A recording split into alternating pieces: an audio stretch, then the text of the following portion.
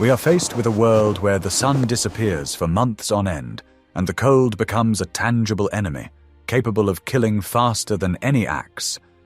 In the Viking Age, winter was not just a season, it was an annual apocalypse. Every settlement in the north knew that survival depended not on swords and ships, but on the ability to prepare for those very months of darkness, when snow blocked the roads and the wind howled as if it wanted to tear down the walls of the longhouse. A mistake in calculating supplies for just 1 week meant a painful death. A family could find itself trapped in ice, completely cut off from the world, unable to get even a handful of food. And yet, the ancient Northerners coped with this challenge for centuries. They had no refrigerators, preservatives, or supermarkets, but they created a storage system that rivals modern technology in efficiency, and sometimes surpasses it. Watch the video to the end to find out how ordinary cod became white gold that could be stored for years without a single gram of salt. What amazing secret allowed the Vikings to keep butter fresh all winter, and why their survival system is still considered one of the most ingenious in human history.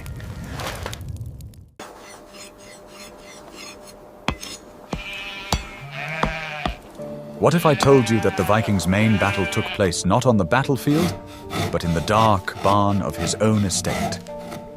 Preparations for winter did not begin with the first snow, but at the moment when the spring sun first touched the earth. The entire life cycle of the Scandinavian was subject to a harsh calendar, where every warm day was worth its weight in gold. People understood that nature does not forgive laziness, and every hour lost in summer would result in hunger in winter. It was a constant race against time, in which all members of the community participated without exception. The psychology of Northerners was tempered by the expectation of long darkness, which covered the fjords with a heavy blanket. They viewed their supplies not as food, but as fuel for life, measuring them not by weight, but by days of survival. The fear of starvation, which they called the wolf at the door, was a powerful motivator for hard work. This fear drove them to seek methods of preservation that seemed impossible to other European peoples. Every grain, every piece of meat, every drop of milk had to undergo a process of preservation to prevent it from rotting. The climate of Scandinavia dictated its harsh conditions. High humidity and piercing winds could destroy crops in a matter of days. The Vikings learned to use these climatic disadvantages to their advantage, turning the cold wind into an ally. They observed nature for centuries, noting how food behaved in the cold, wind, or smoke. This knowledge was passed down from generation to generation, not in books, but through practical skills and strict rituals. One person's mistake in the harvesting process could cost the entire community its life. On the eve of winter, the farmstead resembled a restless beehive, where every movement was measured and meaningful. Men, women, and the elderly worked side by side, processing tons of fish, meat, and grain. The air was filled with the smells of smoke, salt, and sour whey, which clung to clothing and skin. No one asked why this was necessary, because the answer was obvious: to see the next spring. It was a time of utmost tension when the fate of the clan was being decided. Particular attention was paid to tools and storage containers, which were made with special skill. Barrels had to be perfectly airtight, and barns had to be protected from dampness and pests.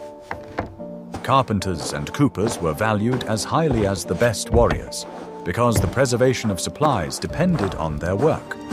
The wood for the barrels was carefully selected, soaked, and burned so that it would not let air through.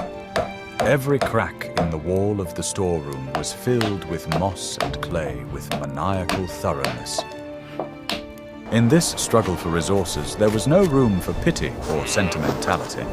If the year was a bad harvest, difficult decisions had to be made about how much livestock to slaughter. Keeping too many animals meant that they would not have enough feed and would die without being of any use. killing too many meant being left without milk and draft power in the spring.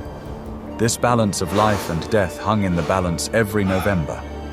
Interestingly, the very concept of wealth among the Vikings was often measured by the size of their winter supplies.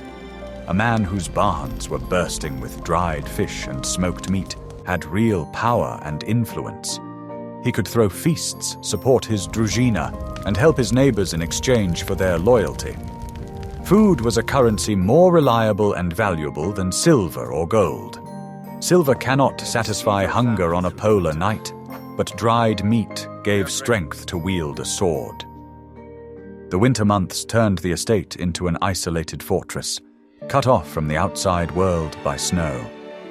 People gathered around the hearth, conserving heat and energy, and their lives depended entirely on what was in the pantries. Every meal was a reminder of summer and the labor that went into every bite of food. This formed a special, almost sacred attitude towards food that is difficult for modern people to understand. Throwing food away was considered not just wasteful, but a sin against life itself. The wisdom of the Vikings lay in the fact that they did not try to fight nature, but integrated themselves into its cycles. They accepted winter as inevitable and prepared for it with the cold calculation of professional warriors. Their survival was not a miracle, but the result of iron discipline and deep knowledge. This philosophy of active waiting and preparation shaped the unyielding northern character that became the stuff of legends. I'm very interested to hear your point of view. What do you think about a life where every day depends on the quality of salted meat? Write about it in the comments. Are you ready to learn the truth about the bloodiest but necessary event in the Viking calendar? October, which the Scandinavians called the month of gourmet, or the month of slaughter, was a time of difficult but vital choices. The grass in the pastures withered, and it was impossible to keep large herds in stalls during the winter due to a lack of hay. Therefore, each owner had to cold-bloodedly assess his herd and decide who would survive the winter and who would become food. It was not an act of cruelty, but a strict mathematical calculation of resources. The entire slaughter process was organized with military precision so that not a single gram of valuable resources would be wasted. Meat, blood, entrails, hides, everything was put to use and processed immediately. Fresh blood was collected in vats for making blood sausage, which was rich in iron and nutrients. The animals' stomachs were cleaned and used as containers for storing food or as casings for sausages. It was a conveyor belt of death for the sake of life, working non-stop for days on end. Huge carcasses of cows, pigs, and sheep were cut up by experienced butchers right in the farmyards. It was important to cool the meat as quickly as possible, using the natural cold of the autumn air. The fat cut from the carcasses was melted down and stored in pots, becoming a valuable source of energy. This fat was used not only for food, but also for lighting homes during long, dark evenings. Special skill was required when processing meat for long-term storage, as any mistake could lead to the entire stock rotting. Some of the meat was immediately sent to huge vats with brine, if salt was available to the owner. Other pieces were rubbed with a mixture of herbs and berries with antiseptic properties, although this was a less reliable method. But the most common method was preparation for smoking and drying in the wind. At this time, women were busy processing offal, which spoiled the fastest. The liver, kidneys, and lungs were cooked first or turned into parte, covered with a layer of fat for airtightness. Animal heads were boiled for hours to obtain a rich jelly that solidified in the cold. Nothing was thrown away.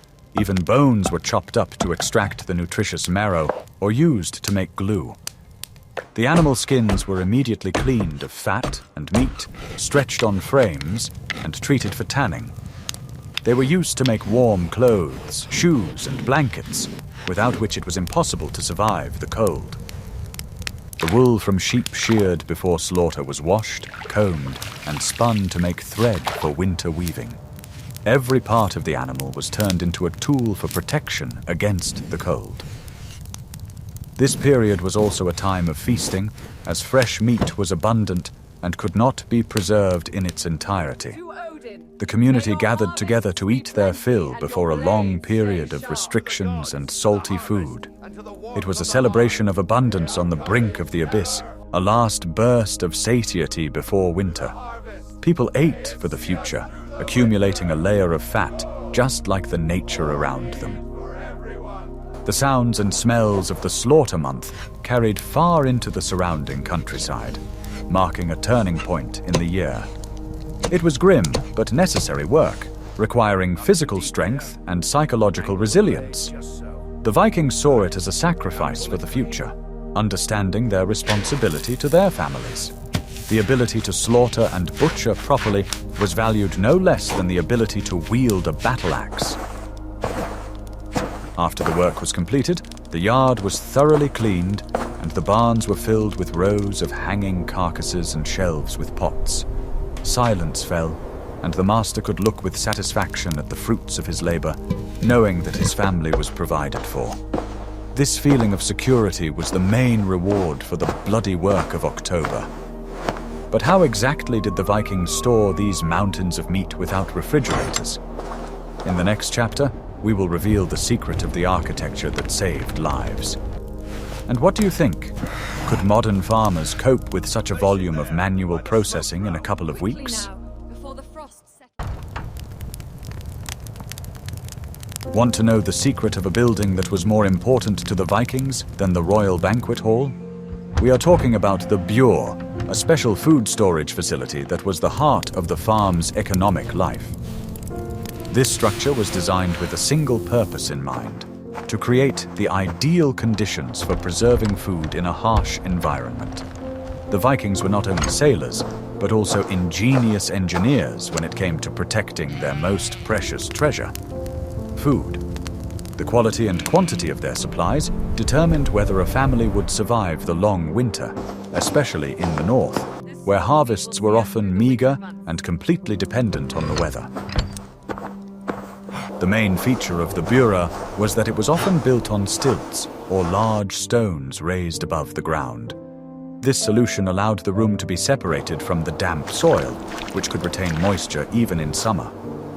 The raised structure protected the supplies from sudden temperature changes that could occur in cold night fogs. This structure resembled modern storage facilities on supports, although the Vikings did everything based solely on experience and observation. Thanks to this, the product spoiled much more slowly than when stored on simple earthen floors. Another important effect of this design was protection from rodents, which always sought to get to the supplies. The smooth vertical posts made it almost impossible for mice or rats to climb them. Sometimes the Vikings additionally burned the surface of the posts to make them even more slippery and hard. This simple action increased the durability of the supports and made access more difficult for pests. In this way, they created a natural barrier that did not require constant maintenance. The walls of the warehouse were made of thick logs, tightly fitted together, but with a well-thought-out ventilation system. The Vikings understood perfectly well how important it was to remove excess moisture that formed inside the room. They observed how the wind moved across their lands and used this knowledge when placing small holes under the roof. Fresh air passed through the warehouse, but did not cool it down too much. This natural ventilation protected the supplies from mold, which could appear very quickly in the northern climate. Of course, ventilation was only part of this ingenious design. The walls were treated with resin or resin compounds to make them more resistant to moisture.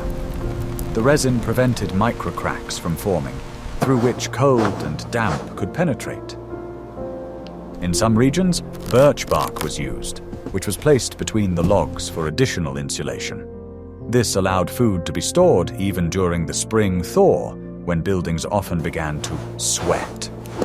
This approach showed how seriously Northerners took the protection of their supplies. Inside, the bure was divided into zones, each of which was intended for a specific type of food. This distribution allowed different types of food to be kept in optimal conditions without spoiling. Meat and fish, which could be stored for months if properly prepared, were hung under the ceiling, where the air was drier. Large chests for grain were placed closer to the floor so that it would not get wet and clump together. Thanks to this arrangement, the Vikings could control the quality of their food and quickly find the necessary supplies when needed. Different types of provisions required special treatment, and the Vikings took this into account in every detail. Barrels of dairy products were placed on separate shelves because they needed a stable temperature. Vegetables and root crops could be stored in a darker part of the room where cold drafts rarely entered. Sometimes additional partitions were made inside the bureau to separate foods with different moisture levels. This arrangement prevented spoilage and extended the life of each dish, whether it was butter or dried meat. Particular attention was paid to the roof, as moisture could penetrate through it most quickly. It was covered with turf, birch bark, or wooden shingles, creating several layers that repelled water. The roof was sloped so that even heavy rain would not linger and form puddles. In regions with harsh winters, the roof had to withstand heavy snow loads, so it was reinforced from the inside. This sturdy construction ensured reliability even in extreme weather conditions. To protect the walls from slanting rain, the roof overhang was made especially wide. This solution prevented the logs from getting wet, which extended their service life by decades. The Vikings often checked the condition of the roof and replaced damaged areas long before the onset of cold weather. The roof of the bureau was monitored as carefully as the roof of a temple or the elders' chambers. After all, not only the safety of property depended on it, but also the very life of the family. The entrance to the warehouse was protected by a massive door with a reliable lock, the key to which was carried by the mistress of the house. It was a symbol of her authority and responsibility to the whole family. The woman distributed food, controlled the amount of supplies, and made sure that no one took more than they needed. This was especially important in winter, because every handful of grain could determine the outcome of their fate. Therefore, the lock was not treated as a simple protection, but as a symbol of order and discipline. Thus, the burr was not just a barn, but a complex technical structure, the pinnacle of Viking economic thought. It stood as a monument to human foresight, a silent guardian of the life of the clan. But even the perfect warehouse is useless if the food is not processed properly. Like this if you are impressed by the sophistication of this system. This batch is cured well. It should last the winter. Good. Seal the barrel when you finish.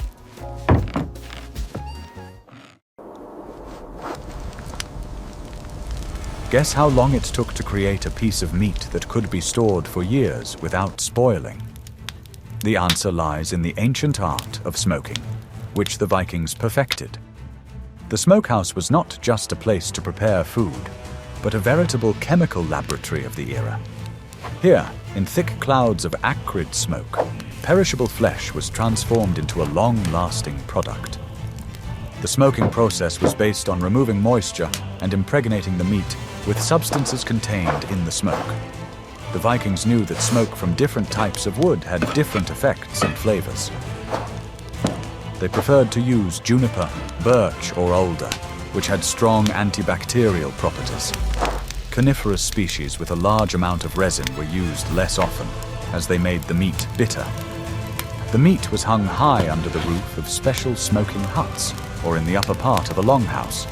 The pieces of carcass spent days and even weeks where the hottest and thickest smoke accumulated. Slow drying under the influence of heat transformed soft tissues into dense, tough matter. The smoke created a protective crust on the surface of the meat, impervious to bacteria and insects. The smoking temperature was strictly controlled by the master who monitored the hearth. Too much heat could cook the meat, making it unsuitable for long-term storage. too little smoke would not penetrate the thick pieces all the way to the bone. It was an art of balance that required constant attention and experience. Almost everything was smoked: pork legs, lamb ribs, sausages, fish, and even cheese. Each family had its own secrets for salting before smoking and choosing firewood. The taste of smoked foods could vary greatly from fjord to fjord, becoming a kind of calling card for the clan. These products were taken on long sea voyages as a reliable ration. Prolonged, cold smoking created a product that the Vikings called iron meat. It was so hard that it often had to be soaked or cooked for a long time before eating. On the other hand, such a piece could lie in a draka chest for 6 months and remain edible. It was the ideal preservation method for a people of travelers and warriors. The smoking process itself also disinfected the room, killing mold and parasites on the walls. The smoke permeated everything around, creating a sterile environment hostile to decay. The clothes of the people who worked in the smokehouse smelled so strongly of smoke that the smell became their second skin. But for the Vikings, the smell of smoke was the smell of safety and satiety.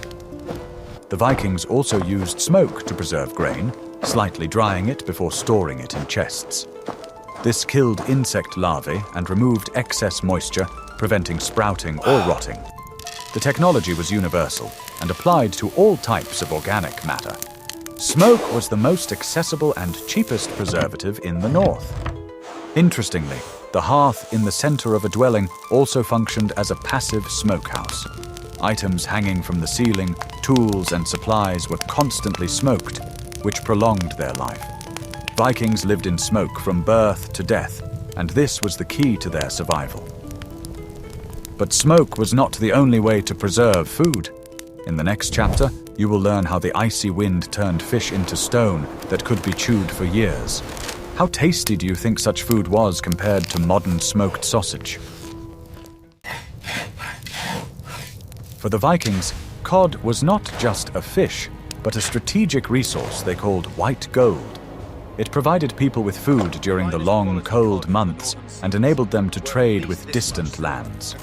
Dried fish, or stockfish, became almost as much a symbol of the northern economy as ships and the sea. The Lofoten Islands played a particularly important role, where the combination of winds, humidity, and temperature was unique. Nature itself seemed to have created a huge natural factory that worked non-stop. Thanks to this, northerners were able to obtain a product that could withstand the harshest conditions. The secret lay in choosing the right time to fish. During the spawning season, huge schools of cod approached the coast, and fishermen could catch an incredible amount of fish in a short time. They were immediately cut up, with the heads and entrails removed, because it was the speed of processing that prevented spoilage. Sometimes the fish were left whole, only cut along the spine so that they would dry better. The lack of salt made this method particularly valuable, as salt was difficult to obtain in the north. This method allowed large quantities of the product to be prepared at almost no cost. The prepared fish was hung on wooden structures in the open air. These frames were placed in the most windy areas, where the sea brought moist but cold air. A temperature of around 0 degrees was ideal because the fish did not freeze, but it did not spoil either. The constant wind acted as a natural fan, gradually drawing moisture out of the fibers. This process was slow but extremely reliable. No other drying method provided such durability. After a few weeks, the fish had already lost a noticeable amount of weight, but it took several months to reach final readiness. By this time, the cod had become so hard that it could be compared to dry wood. In this form, it became completely inaccessible to bacteria, and its nutritional value was preserved almost entirely. Even after prolonged storage in the barn, it did not change its taste and remained edible. Such a supply could be a real lifesaver in a bad harvest year. It provided the family with energy when fresh food was unavailable. The Vikings valued stockfish for its incredible durability. It could be transported over long distances without worrying that it would spoil on the way.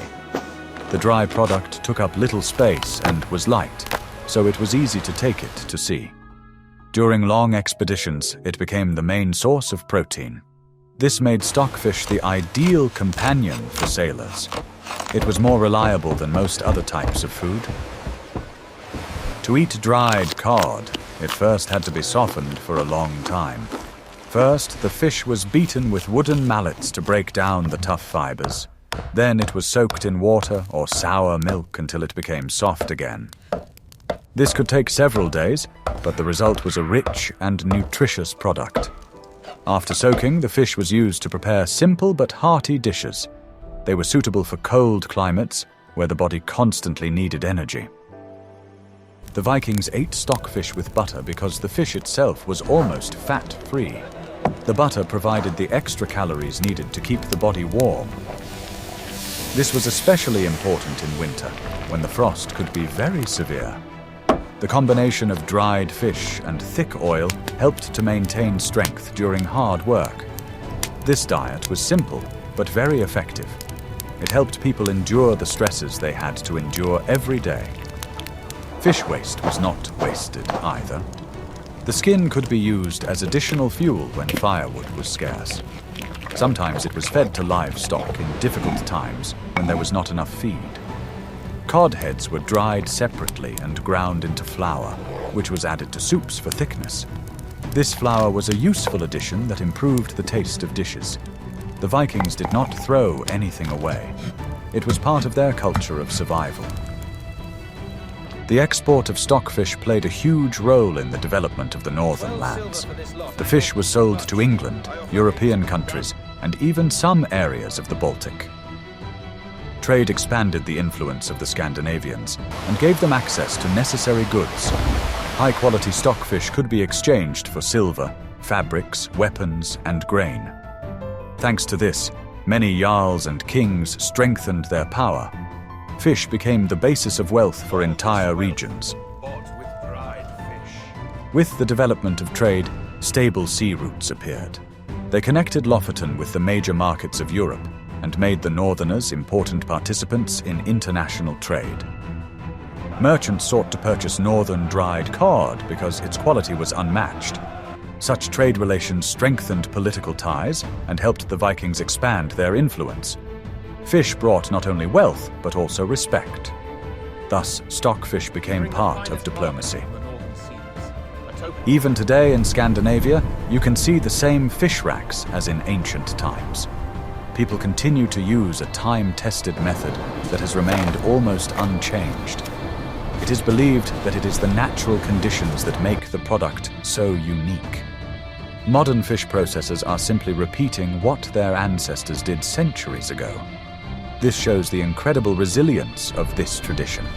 It has become part of the cultural heritage of the North. Stockfish is still used in national cuisine today. It is used to prepare various dishes that have been passed down from generation to generation. Some recipes date back to the Viking era and have changed only slightly. This connection to the past makes the food not just an everyday product, but a part of history. People continue to preserve the memory of how their ancestors obtained and preserved food. That is why dried cod remains a symbol of northern cuisine. The drying process has long been an integral part of life on the northern coasts. In the spring, when the fish begin to dry, thousands of suspended carcasses appear on the shores.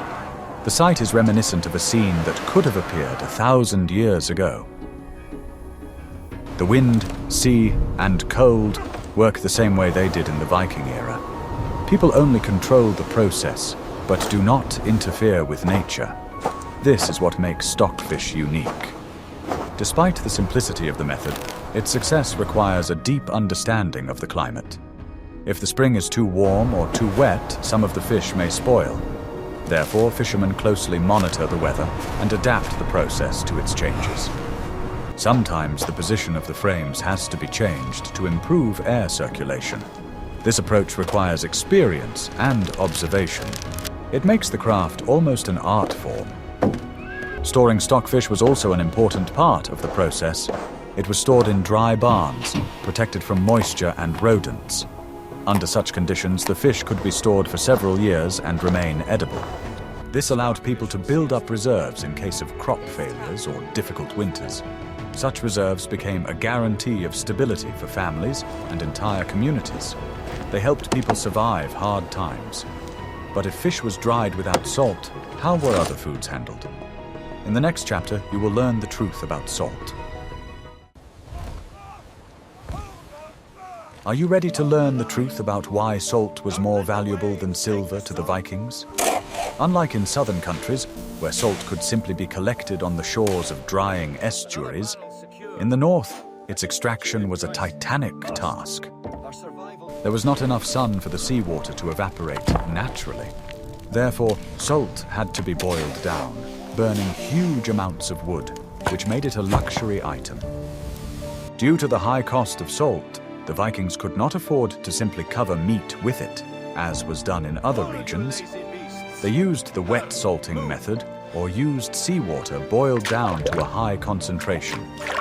The meat was immersed in brine, which penetrated the tissue, but this required airtight barrels. Every grain of salt was guarded like the apple of one's eye. Sometimes seaweed ash or certain sodium-rich plants were used to obtain salt.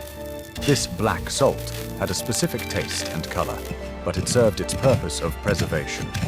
It was mixed with charcoal, which also helped prevent the growth of bacteria. But the Vikings' main discovery was fermentation, the controlled fermentation of food.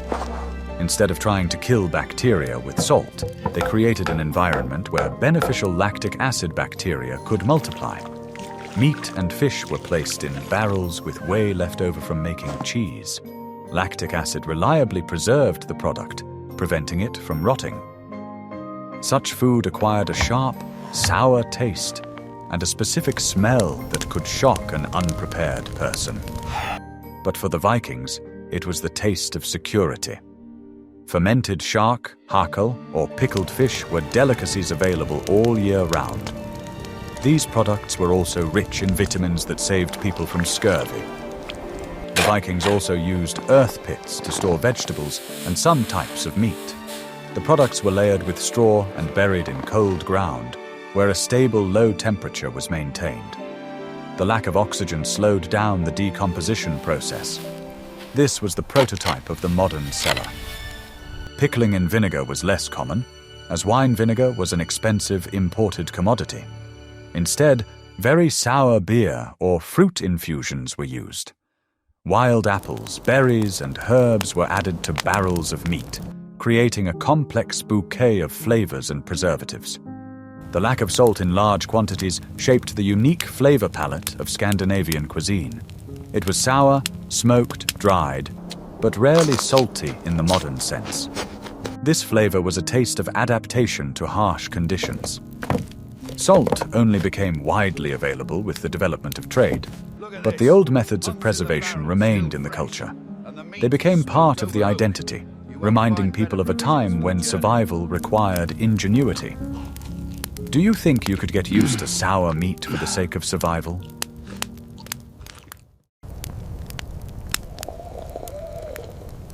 Water is the source of life, but in winter it could become a source of death if it stagnated or became contaminated.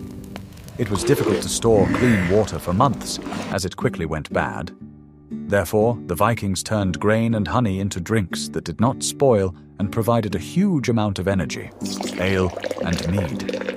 It was not just alcohol for fun, it was liquid calories necessary for survival. Brewing ale was a sacred duty of women, the mistresses of the house. The process itself was surrounded by rituals and omens because the health of the family depended on the quality of the drink. Barley grains were germinated, turned into malt, then dried and boiled to make wort. The addition of wild yeast and herbs started fermentation. Viking ale was thick, nutritious, and not very strong, so even children drank it. It contained B vitamins and amino acids, which were lacking in the winter diet. In essence, it was liquid porridge, bread in the form of a drink. A mug of such ale could replace a full meal.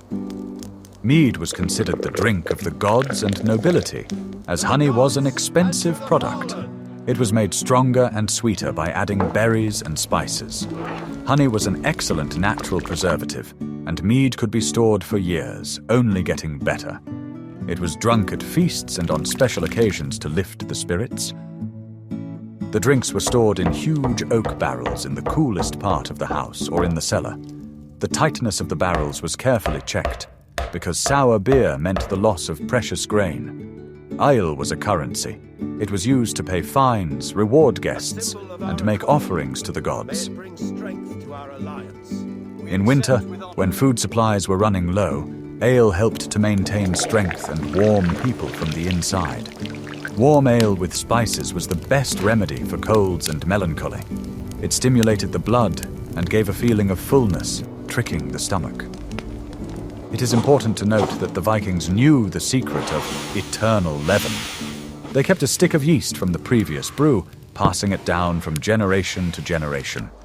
This magic stick started fermentation in the new wort. Losing it was a bad omen. Keep the brew strong, my daughter. The use of juniper and other herbs in brewing also acted as a preservative. Hops appeared later, but even without them, the Vikings knew how to brew drinks that would last all winter. It was biochemistry in the service of survival. Brewing was a way to preserve the energy of the grain harvest in a compact and durable form. Grain could be eaten by mice or destroyed by mold, but ale in a barrel was safely protected. It was a liquid battery for the long winter. Thus, a mug of ale in a Viking's hand is not a sign of drunkenness, but a symbol of victory over nature. It was a way to carry the solar energy of summer into the dark winter. Milk is a seasonal product. Cows were hardly milked in winter, conserving their strength. Therefore, all the summer milk had to be urgently processed into forms that could be stored for months. The Vikings could not pasteurize milk, but they discovered the power of lactic acid. The main products were skyr, a thick yogurt-like cheese, and butter. Butter was churned in huge quantities and salted heavily, if salt was available, or melted down. Salted butter could be stored in barrels for years without going rancid. It was added to all dishes, providing the necessary fat. It was said that a rich Viking ate so much butter that it ran down his beard. But the most interesting product was skyr, sour whey left over after making skyr. This liquid was not poured out, but carefully collected in barrels and allowed to ferment. Skyr turned into a powerful preservative, a sour solution in which meat and vegetables could be stored. Meat aged in skyr became tender and acquired a special flavor. The acid killed putrefactive bacteria as effectively as salt, but was absolutely free. Barrels of meat marinated in whey stood in every self-respecting home. Cheeses were made hard and pressed to remove as much moisture as possible. The heads of cheese were covered with wax or oil-soaked cloth to protect them from mold. Well-aged cheese was as hard as a rock and was chopped with an axe or planed with a knife. Skyr was stored in open vats, where a protective crust formed on the surface. Inside, it remained fresh and sour throughout the winter. It was the main source of protein and calcium, especially for children and the elderly. Skyr was mixed with grain or eaten plain. The Vikings even used skyr as a drink, diluting it with water. It was excellent for quenching thirst and restoring strength. It was believed to cleanse the body and give vigor. The milk processing technology was waste-free. Every drop of the white liquid was turned into either food or a preservative. This allowed the summer abundance to be stretched out over the hungry winter months. Dairy products were the basis of the winter white diet. Without them, it would have been impossible to survive on fish and meat alone. It was a balance of fats and proteins found through experience. Sour whey was the Vikings' secret weapon against hunger. A simple liquid, often considered waste today, saved the lives of thousands of people. In winter, life on the farm was confined to a single room, the main hall with a hearth in the center. This is where people ate, slept, worked, and told stories. The hearth was the heart of the home, the only source of heat and the place where food was cooked. Saving firewood was as important as saving food, so the fire was kept moderate but constant. The Vikings' winter diet was very different from their summer diet. The staple foods were thick soups and stews, which were cooked in a huge cauldron over the fire. Everything went into the cauldron: pieces of dried fish, salted meat, grain, beans, and dried vegetables. Long cooking softened the tough foods and blended the flavors. There was a concept of eternal soup. The cauldron was never washed or emptied completely. Every day, new ingredients and water were added to it, keeping the mixture hot. This saved time and fuel, and the food was always ready to serve. The taste of such soup changed from day to day, becoming more and more intense. Bread was rarely baked, as it required a lot of firewood and a special oven. More often, flat cakes were made from barley or oat flour, which were baked on stones by the fire. These cakes were hard, and they were often broken and crumbled directly into the soup. Fresh, soft bread was a festive treat. The distribution of food was strict. The mistress of the house or the eldest man personally served the portions, ensuring fairness. Workers and soldiers received more, as they needed strength. The elderly and children ate less, but received the softest and most nutritious pieces. Eat well. It will Twice a make you day, strong. in the morning and in the evening, the family gathered around the cauldron. The midday snack usually consisted of a piece of dried fish or cheese, which was eaten on the go. Eating together was an important social ritual that strengthened bonds within the clan. The Vikings also ate porridge made with milk or water. Oatmeal or barley porridge with butter was a standard breakfast, providing energy for the whole day. Dried berries or nuts gathered in the fall were added to the porridge. The lack of fresh vitamins was compensated for with onions, garlic, and sauerkraut, if available. Pine needles or herbs were also brewed to make vitamin infusions. This helped fight disease and weakness. Life around the hearth was a school of survival. Young people learned not only crafts from their elders, but also the ability to be content with little and endure hardship. The warmth of the hearth and hot food were symbols of hope in the icy darkness. The winter diet was boring and monotonous, but it served its main function. It provided warmth and life. In the spring, when the first greenery appeared, people welcomed it as the greatest gift.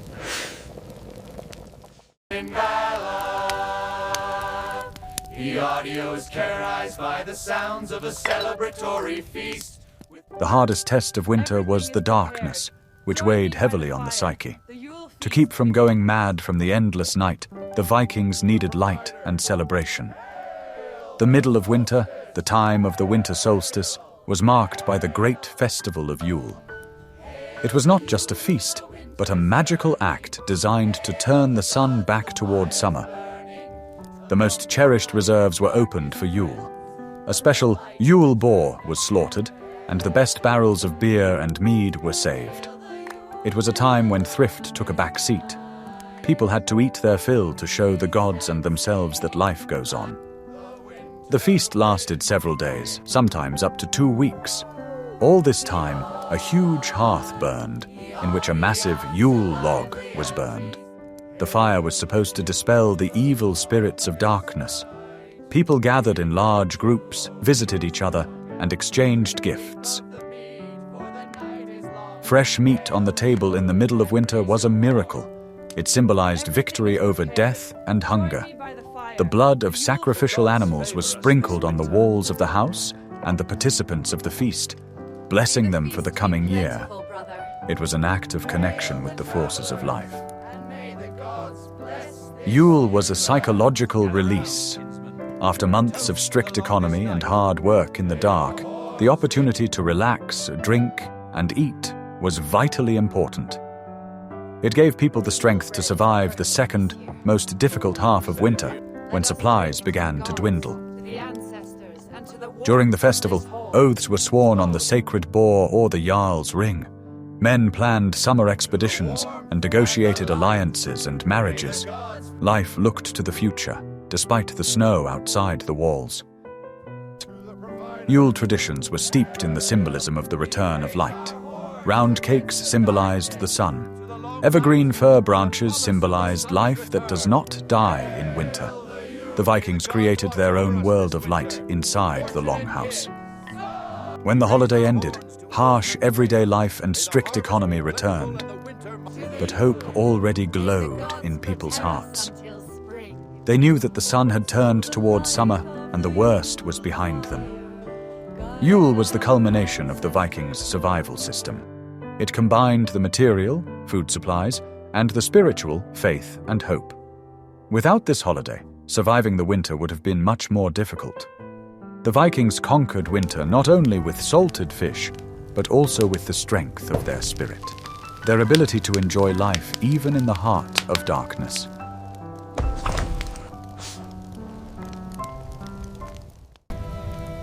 We light this fire, just as our fathers did, remembering the deeds of those who came before us. We have seen that Viking survival in winter was a complex system combining engineering, chemistry, biology, and strict discipline. They did not just stockpile food, they created a culture completely adapted to extreme conditions.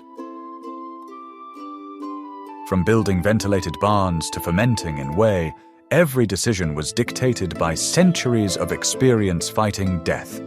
Their white gold, stockfish, and smoking techniques allowed them not only to survive, but also to become the greatest travelers of their time. May the Yuletide bring us strength. Which Viking technology do you think was the most ingenious? Drying fish in the wind without salt, or marinating it in sour whey? Would you like to see a video about how the Vikings built their ships for long voyages?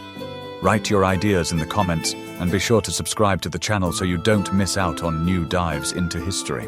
Hail the return of the sun. May this coming year bring us bountiful harvests and the favor of the Aesir.